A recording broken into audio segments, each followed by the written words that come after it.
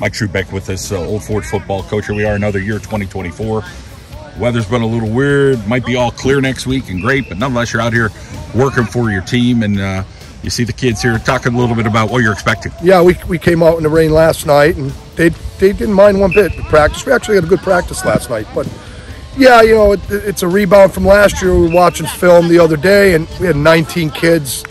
You know, we're right at 30 now, so it's been a big change in attitude. It's been a commitment from November to now, and it's just a credit to the kids and our staff too for putting the pressure on them to either, like, this isn't a hobby. You know, some kids want to do it now just because it's something to talk about, but the tradition of everything, most schools have it too. Let's not kid ourselves. It's not just here, but most schools have that tradition, and there's always a couple stragglers. Well, we've seemed to run into a bump in the road there for the last year or so, but it looks positive.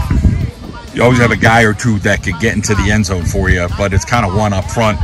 No different than a small school at Old Fort. Oh, you yeah. need some tough kids up front. Yeah, and the fortunate thing for us, we returned everybody but one, and the one young man got hurt late in the year, so we had to play somebody else. So everybody's back.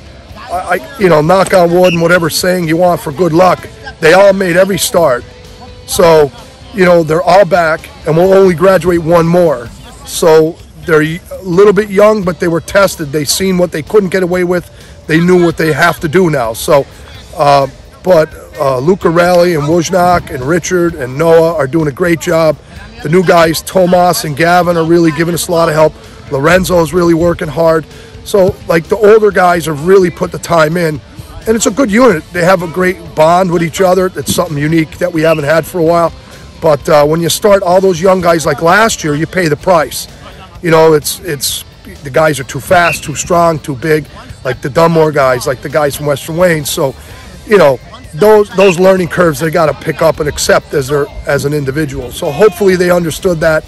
I know they worked hard, but a small school, there's other guys playing other sports, and we gotta accept that. Right? You got small school, you got a bunch of guys playing on the soccer team that are good athletes, but there's some good athletes here too. Certainly. Talk about what you think you'll hang your hat on this year. Will it be you guys will be tough defensively? You think you guys will be able to put the ball in the end zone somewhere? Well, second year in the system, a lot of confidence the kids played with in team camp at Stroudsburg.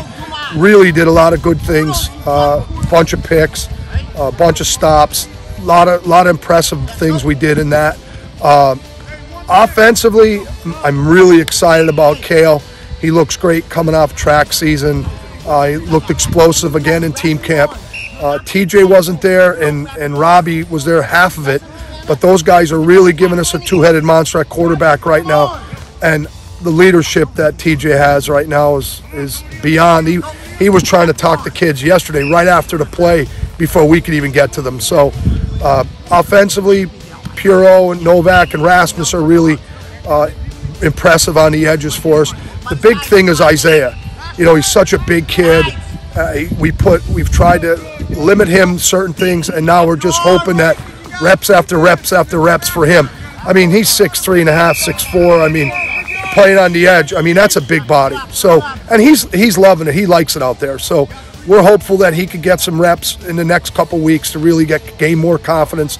And he had a good camp, but we're happy with it. Teams on your schedule, they think they're going to be pretty good too, and they are. Oh, yeah. But you guys everybody should be battle tested by the end of the season. Sure.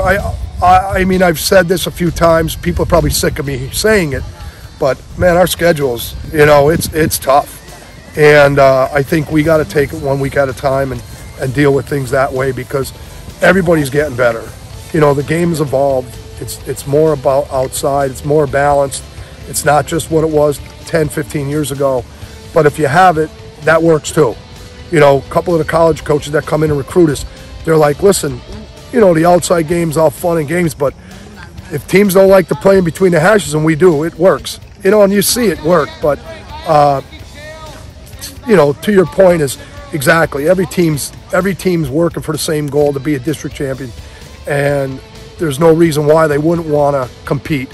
There's no reason why they wouldn't want to establish themselves as the best team in single A, double A, or triple A. So we feel like all those challenges are going to be monumental, so we just have to approach it one at a time. All right, Mike, good to see you. All Thanks. the best. Great to see you, man.